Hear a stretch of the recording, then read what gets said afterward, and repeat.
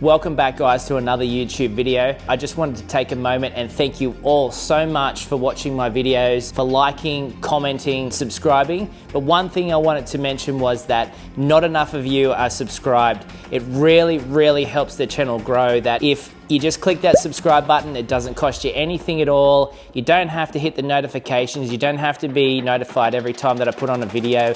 Just hit that subscribe button and help me make better videos for you to watch. With you hitting that subscribe button, it allows the channel to grow a lot faster. And without further ado, let's get into the video.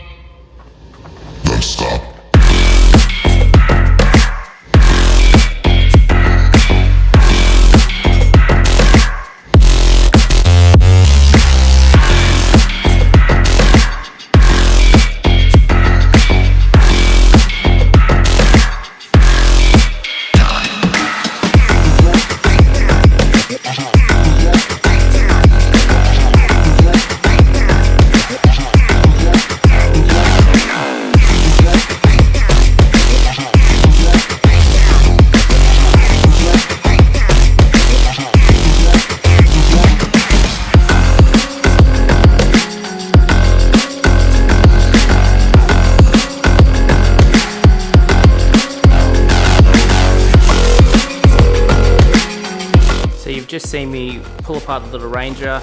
I was taking everything off the Ranger to get access to the steering system that's original on this, to work out how I'm going to install the new rack that I've got just here. Tiny little baby one. So down in just between this steering shaft just here, which is original, you can see that it goes left and right, and it connects onto quite a small little connection point in the middle.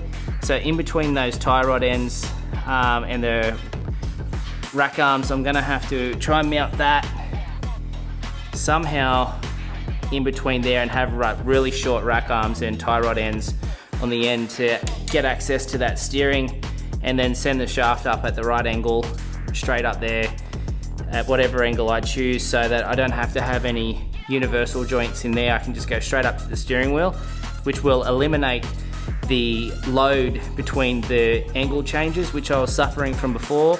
Each time one of these joints was rotating at an angle, what was happening is it would get a pinch point where it would get really tight and then go loose again. So I think back when I crashed it, maybe that was part of it as well, because it got to a tight point and then went free again to full lock, and then went tight and free again to full lock the other way. So I'm gonna cut some of these bits off here to make some room and work out how I'm going to install that. So let's get into it.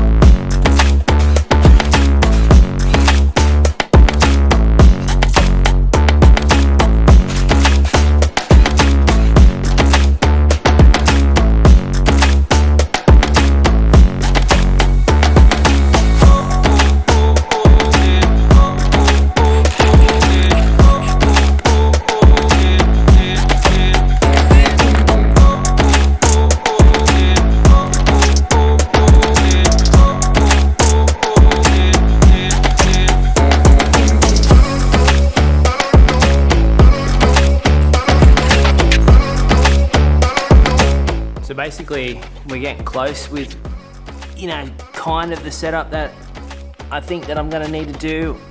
Gonna need to elevate that above those pivot points of those lower A arms just there. Probably lift it up a little bit higher just there.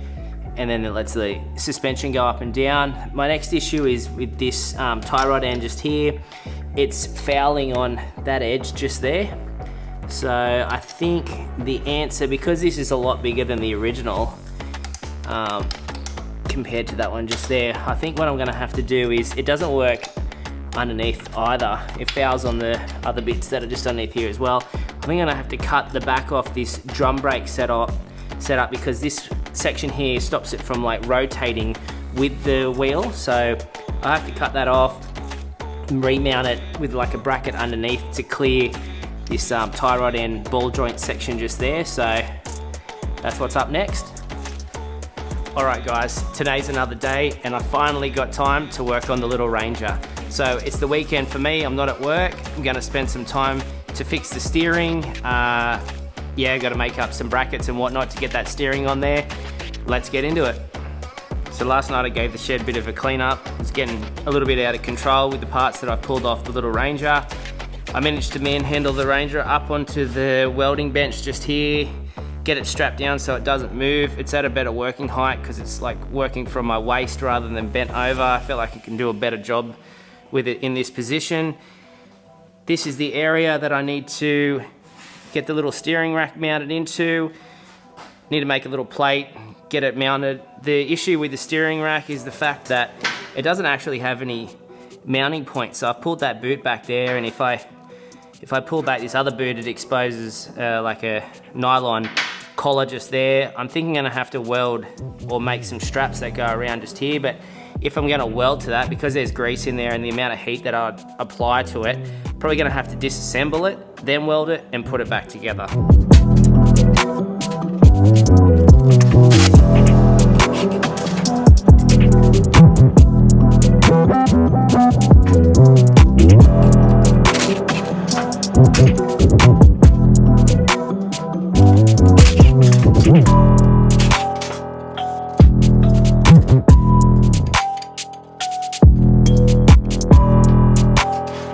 So I'm not really a fan of all this, the stuff that's just up above these two tubes just here. Everything below is sort of structural, but this doesn't really connect to anything further backwards. It doesn't really offer anything at this point. I can re-brace it in the future, but next step is I'm gonna cut this off just above these stalks where I've cut those off before, get rid of this whole section here, reuse that battery tray somewhere else possibly, clean up that area and look at where I can send that steering shaft upwards at the right angle to the steering wheel without it needing any universals to change the angle, which would be highly preferable. But the issue is the spark plug seems to be in the very center of the direction of where I need to pass that through. So I'm gonna have to put some thought into that, at what angle, whether I try to come above it and flip the rack around. So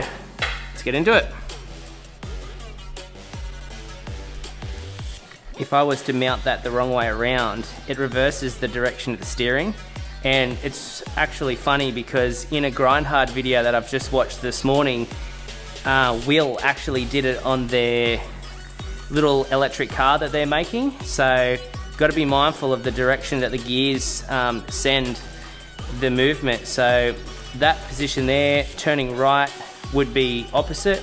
So I need to have that gear section up top so that when I turn to the left, it pushes the wheel that way, so I steer that way. So I'm gonna put an arrow on there to say that this is the front.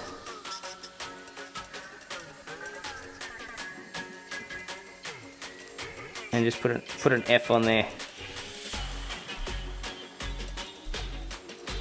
Just so I can't get that mixed around.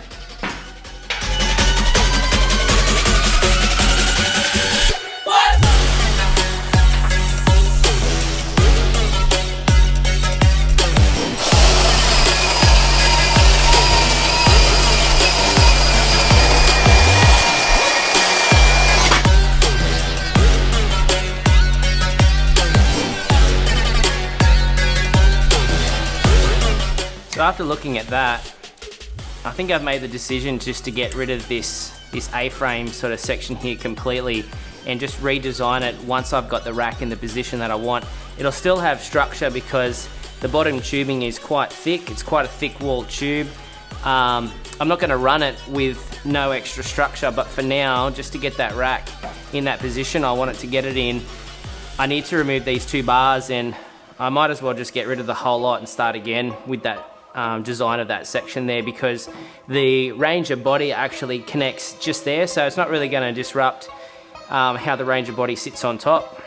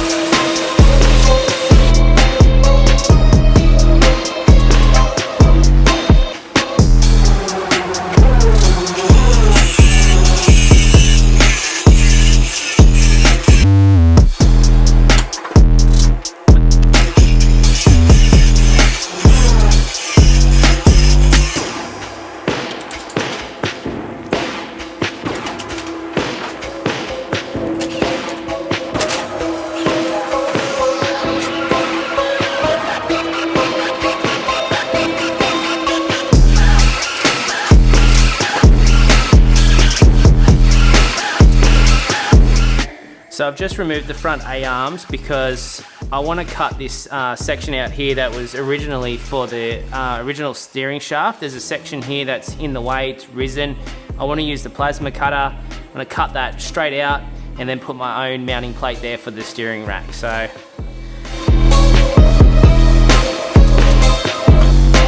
actually I've changed my mind because I'm going to use the bandsaw. That section there's risen, so I should be able to do like a straight line cut down there and then use the angle grinder just to cut those 2 sides out. A lot less sparks, a lot less mess, so let's try it that way.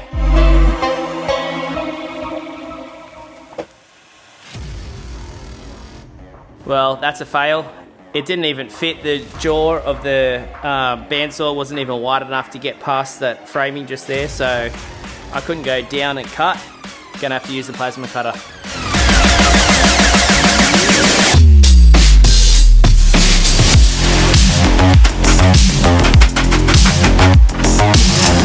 So that's how you do it. Cut that section out there, nice. Just needs a little bit of a cleanup. Not too much because I'll just be putting a plate across there. The reason I got rid of the one that was there before because it had the risen section for the shaft that was originally on this that went up to the handlebars. Once I get this rack, I'll be able to mount the rack tucked up in there, send the shaft straight up past that spark plug, straight to the steering wheel at the right angle with no other universal joints to change the direction, and just be straight into the rack. Very responsive, should be able to control the steering a lot better when moving along with like resistance from grass and whatnot. So let's get into it.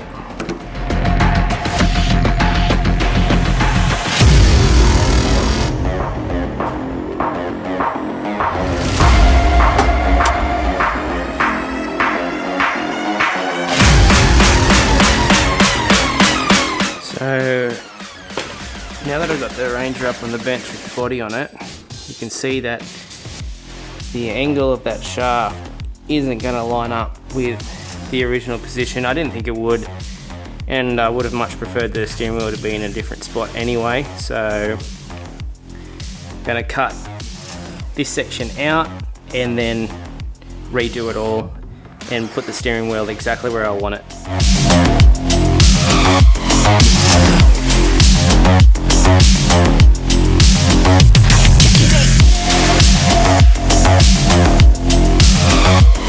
I think I actually might even go back to how I had it before. I think a lot of the issue was the fact that the original steering pivot point was just that with 2 rack arms that come off there, and it was very like, well, there's a lot of resistance in it. But now that I got the rack down there, which seems to move pretty freely, I think I could probably get away with how I've actually got it just here without changing anything else, and I'll save myself a heap of time. So I'm gonna give this a go. I'll probably put one angle change just there and then send it straight down the rack, which will also help with the angle that it passes past the spark plug. So that's a win as well.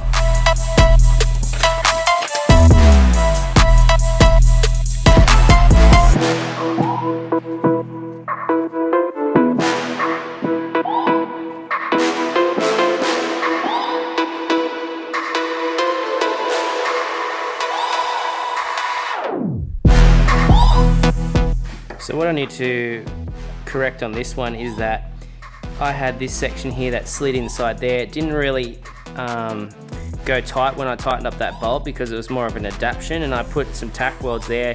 I need to get rid of the tack welds there because I need to reuse this for the part that connects to the rack.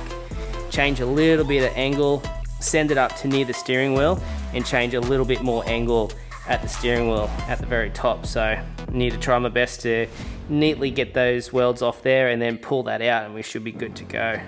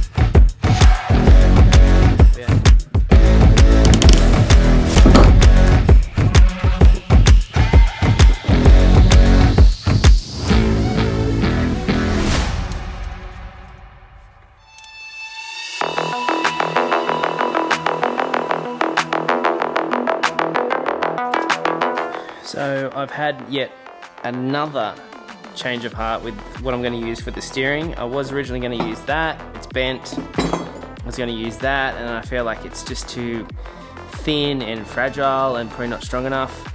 And then I went through my assortments of metal and I found this tube. So I'm going to use this. Way better, way stronger.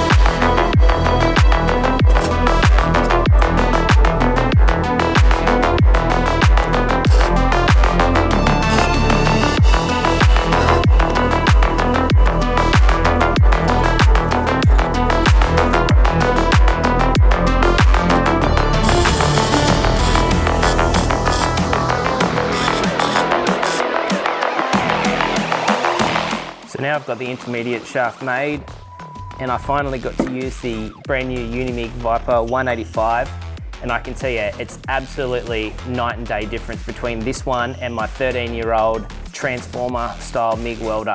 Yes, it was higher in welding amps, but there's something about this one, it's totally different. It's so easy to use. You've got all your measurements just inside there to pick your metal thickness and what wire speed and amperage you need to be set at. I just followed what was printed on that door inside there, and it was perfect straight up. So there's a new intermediate shaft, nice and chunky, nice and strong. I'm gonna get that fitted up on the Ranger, see where the rack sits, and then make a plate for the steering rack. Got the shaft all made up, just gonna trial fit it now and see how it works.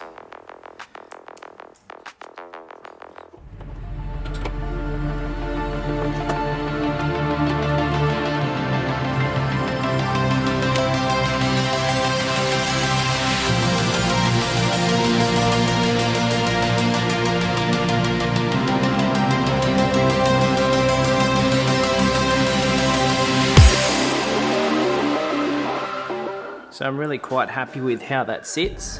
So it's going to sit just there, and then I'm going to weld a little plate that's underneath it, and then figure out how to connect to those sections just there, and the same on the other side to mount it down. So the next step would be to get the body back off. Now that I'm happy with that and how the steering still is the same way as it was before, just got the angle change just there, and then one last one at the bottom.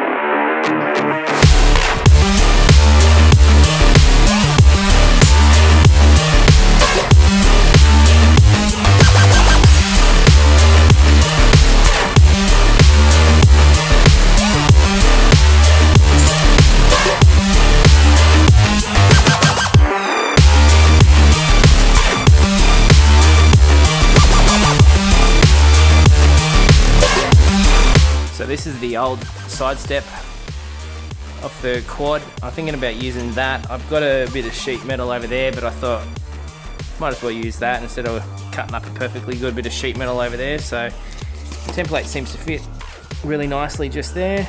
So let's get that cut out with the plasma cutter.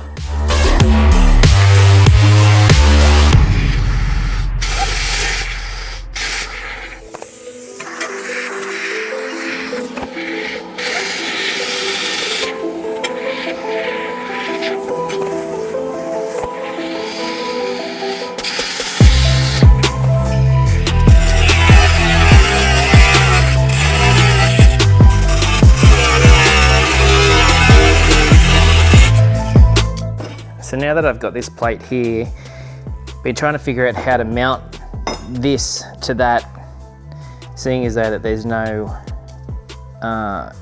connection points or anywhere to run bolts, but I did find the handlebar mounts.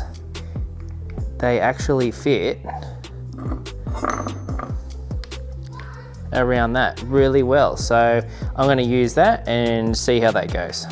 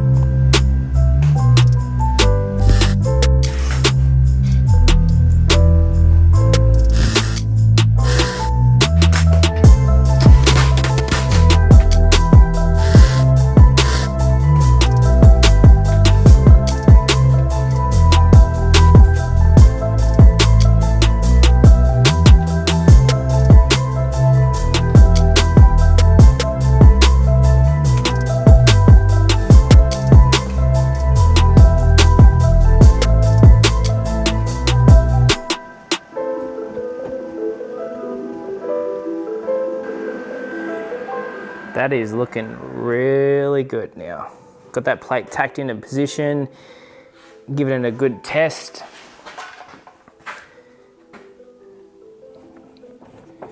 nice and free, no binding spots.